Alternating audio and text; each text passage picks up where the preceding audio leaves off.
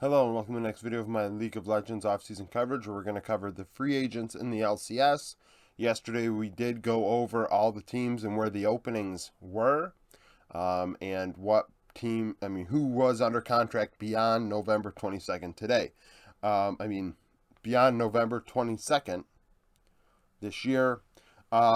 So there's a lot of rumors and speculation about what's going on, who is where. I do not acknowledge those. I'm just pretending like those aren't even happening, and looking at this from a pro sports lens, not a rumor, speculative hell space. So these are the players that technically do not have a contract after November 22nd right now. They are not signed to their own team, so they're not re-signed, and they're not signed to another team because until November 23rd, they can't be signed to another team, or November 22nd. I don't know if it ends at November 21st, 11:59:59, and then midnight on November 22nd in the morning, they get free agency, or if it's the 22nd to 23rd. So, not as many players as the last couple videos. Why? Well, the LEC, a lot of movement has caused a lot of players to be freed up.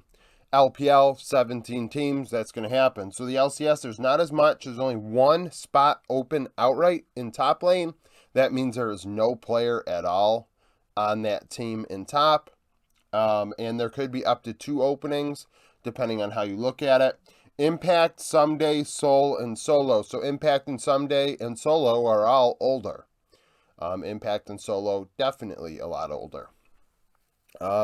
So it's kind of like, which veteran do you want? It depends on how you want to build your team. If you're building your team out to be a world's, you're not looking to be a world's contender in the LCS, but a contender to go to the event, maybe a veteran is the best bet because you have a good chance of going to the event. You have a solid player up there that you can play around versus the other players in the region. Soul, though, on the other hand, is a very young player, not a lot of experience, and it depends on what you want. If you want to try and, build something, Soul may be the option for a team looking more for a budget option, and an opportunity to find a player that they may not have to pay as much for. The rumors for Impact and Someday were that they could be the highest paid free agents in the LCS this offseason, which is pretty damn sad. Given their age, they should not be that highly paid, but that is the deal. In the jungle, there is 1 opening and up to 3 spots, depending on how you look at it. There are 3 teams where there is no jungler, or a jungler that I feel like isn't safe outright for a starting spot. They probably played in Academy last year. Mind you, this is all players that played in the LCS last year, not players that I have not seen that played in Academy or Amateur. Spica, some circles probably considered the best LCS jungler. I'm sure some people would say Blabber is. I imagine there's even a couple people that could say Jose or River, depending on how you look at it, or Santorin, Closer. There's a lot of junglers that are good in the LCS, maybe not great, but good. And Spica is a really, really good player, doesn't cost an import slot, and also can speak Mandarin, which is a big deal. So you have an inherent advantage of having a player that isn't an import, but can allow you to bring in imports and not have to worry about communication as much. There are a few teams opening, and Spica's even considered going to the LPL in his career if he has the option. A lot of people disagree with that being a possibility, but Shadow is still kicking in the LPL, which means anybody can go to the LPL. Jose Diodo from FlyQuest has been freed up to be allowed to leave. I think he's still under contract, but they are willing to look elsewhere. Jose, I think, is cracked. He is so good. Ever since I've seen him at Worlds, I thought he was a fabulous jungler. I think he could fill out a team very well as a carry-oriented player, and honestly, I think that you can't go wrong with taking Jose Diodo. Pride Stalker, similar to Soul, a younger player, not as young as Soul, I don't believe, but inexperienced, but also has that vibe like Jose does that he can carry. He's got an eccentric champion pool, which gives you an advantage, I believe, if you can play around it properly. So for a team that is more budget-oriented, he was on Golden Guardians last year, I think Pride Stalker could have value in that way. Mid lane, so yesterday I had Blue under Dignitas, and last night Blue was allowed to leave. So Dignitas do not have a mid lane. Well, they have Insanity, so they no longer have Blue. 2 to 3 openings, depending on how you look at it, in mid. And there are, different players to look at here. Very similar to top lane. We have older players like Bjergsen and Power of Evil, and younger players like Blue and Takeover. So Bjerg I have as ranked number 1. I think that you can't really... it depends on what you want. It depends on what you want, right?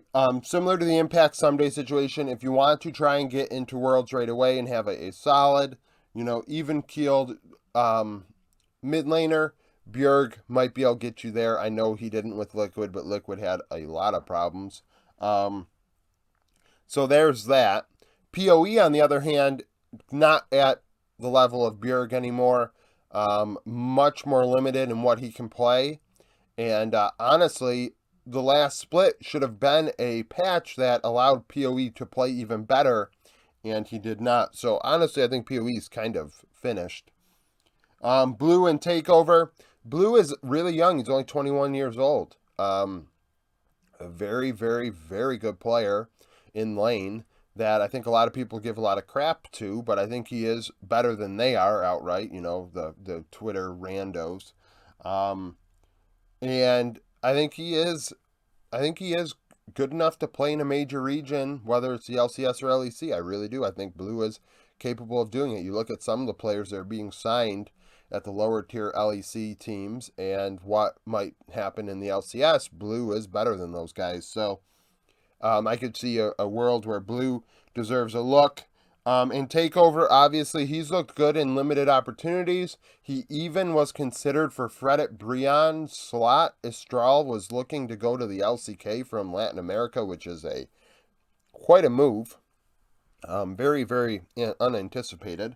And Takeover was going to be in mid. Like, that was a rumor that we read the last couple days. And if Fredit Brion were not selling it to a Korean team, Takeover could have been in the LCK, which is pretty damn crazy to think about. Similar to Soul, Pride Stalker, and Blue. I think that Takeover, you have a player that is being rumored to go to Latin America now, but could have been a valuable pick for the LCS for one of the lower tier teams. Problem is he takes an import slot because he's from Latin America, but he might be better than your lower tier European mid laners that you're bringing over. Bot lane, this is the most interesting role, right? So there are 2 openings, up to 4, depending on how you look at it. And there are only 2 names on here, Instinct and Johnson. Why is that? Well, Hans no longer is in the continent, so Hans is out, and there is, Hans isn't here. So if they don't want to go with Eon and Liquid, they have to go elsewhere. Now, there are other rumors. We saw a rumor yesterday that Unforgiven may have been signed to 100 Thieves. I mean, I said in my LEC video, Unforgiven is worthy of a spot in the LEC or LCS. I believe that. I thought he did a fine job in the LEC. I thought he did okay at Worlds, and he got screwed. I think he's better than Carzzy. So, that is a nice rumor to see. Whether it's alongside Bucio, I don't know what FBI's situation, because he is under contract. Like, they have not officially allowed him to walk, according to Leaguepedia, so technically, he's still under contract. And you've read rumors about Double Lift coming back. He's not on here. Is that going to be a thing? I mean, there are 4 openings here, so it depends. Now, the 2 players listed, Instinct and Johnson, similar to the other roles, they're very different players and how you want to approach it. Johnson, I think, is not very good. Johnson did very well on Twitch. He had moments where he actually did carry for FlyQuest, which shocked me at the time. And I don't see Johnson as that player consistently enough to want to go forward with him. I would rather go elsewhere, whether it's in amateur, academy. Like I said, Unforgiven was available. Hell, I would have rather tried to sign Flackett than Johnson. You look at a player like Upset. I don't know if he's willing to come to the LCS, but I'd be willing to pay Upset a lot more money than I would be willing to pay Johnson just to be able to be better than having Johnson. Instinct is only 18 years old. He was 17 during spring last year. Instinct should be on a team. I can't emphasize that enough. A young player like that had moments where he flashed, like, this kid deserves a spot. Like, I want him to have experience in the LCS. I think that it is bogus that he is on the outside looking in. TSM are making a massive mistake, in my opinion. And that's not even to say that Instinct is going to be great or something. It's just that you are rebuilding and you allowed a 18-year-old AD carry to walk. That looked good at times. Like, what the hell is that? Support, 1 to 3 spots, Core, Ignar, and Mia. So, somebody commented on my video yesterday about the LCS that Core is going to play this. Yeah, well, there are rumors about that. Yeah, there are, but there's nothing written down and set in stone, is there? So, Core right now is a free agent. I expect him to have a team. He's already doing a little bit of coaching stuff with Team Liquid for their amateur stuff. So he is probably going to re-sign with them. But as of right now, he has not. Ignar, I think, is better than what he showed last year. A player that did not play for half the year because he didn't have a team. I think he's better than that. Do I think that he's probably past his prime? Yes, a lot. So do you want to go with Mia? A little bit younger player, but also I think a Korean import because, I mean, he is Korean, but I don't think was in Latin America long enough to possibly swap residencies or anything. So I think that he is a Korean import, which probably hurts his opportunities. You could see a team like maybe Dignitas, who doesn't have, multiple imports, I don't believe. Golden Guardians don't have multiple imports. Maybe that's where he goes. Maybe he goes back to Latin America. Maybe he goes to... he might be one of those Korean imports that kicks around minor regions as well. So, it's unfortunate. I thought Mia looked good in Champions Queue, but he did struggle with TSM, so there is that. I didn't write him down, but Shen Yi, I guess, also was willing to go back to the LCS. I think I saw him tweet something out at some point this offseason about willing to take a job anywhere. So Shen Yi also is a guy that I think would be fun to get. I think that he is super, super aggressive, but depending on, if you can wrangle that in or play that way, you have a chance.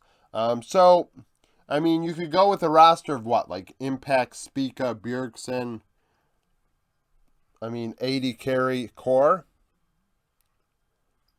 Double Lift, right? Right, that's the rumor, right? 100 Thieves rumor was actually, what? Top laner, Spica, Bjerg, Doublelift, Busio. We have heard rumors that Summit is willing to come back to the LCS. I said that in my LPL video. Summit is obviously very, very good relative to the LCS. And, he has massive holes in his game, but maybe he figures that out. I don't know. Maybe he accepts that, hey, first time around, I played a lot of Jace. I played a lot of carries. Everybody loved me, but once they started playing Malphite into me, I literally crumbled like a ton of bricks. Not a ton of bricks, like a house of cards. Like, in the end, that's all he was. So, maybe he comes back. But that's it for my LCS free agency video where we went over, who is not under contract. Tomorrow is the LCK. That'll be a fun video, as well as Thursday, so stay tuned for that. Later today, I'm going to have another video. Depending on what it is, I might do something a little more discussion-based and rambly than a roundup. It depends. So, thank you for watching this video, and I hope you come back for more content.